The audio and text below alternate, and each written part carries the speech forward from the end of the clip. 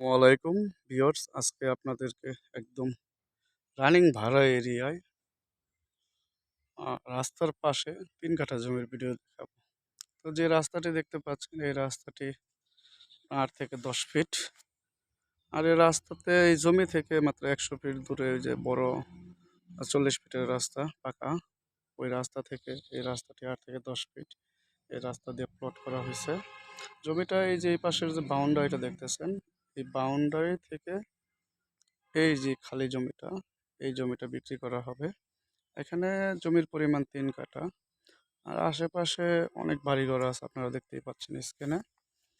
তো এটা গাজীপুর সিটি কর্পোরেশনের আওতাধীন, গাজীপুর সিটি কর্পোরেশনের ২৩ নং ওয়ার্ড, উত্তর শালনা মৌজায়। তো যারা একটু স্বল্প বাজেটে রানিং ভাড়া এরিয়ার মধ্যে জমি খুঁজতেছেন, তারা এই জমিটা অতি দ্রুত দেখতে পারেন। এখনই বাড়ি করার উপযোগী, একদম উঁচু সমতল স্কয়ার চালা জমি। তো এটা ঢাকা ময়মনসিংহ হাইওয়ে থেকে মাত্র ১/২ কিলোমিটার দূরত্বে। একেবারে ওই পাশে ওই টিনের ঘরের পাশ দিয়ে এই পাশ দিয়ে একটি ৬ ফিটের রাস্তা বাদে আপনার এই যে এই জমিটায়।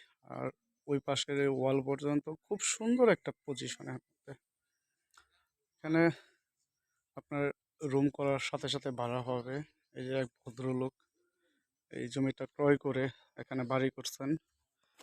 তো জমিটা খুবই সুন্দর একটা পজিশন, একদম নিষ্কণ্টক কাগজের। যারা এরকম নিষ্কণ্টক কাগজের মধ্যে ভালো জমি খুঁজতেছেন, তারা অতি দ্রুত পেজে বা ডিসক্রিপশন বক্সে দেওয়া নাম্বারে সরাসরি ফোনে যোগাযোগ করে এই জমিটা ভিজিটিং করতে পারেন। তো দেখতেই পাচ্ছেন খুব সুন্দর একটা সমতল একটা জমি।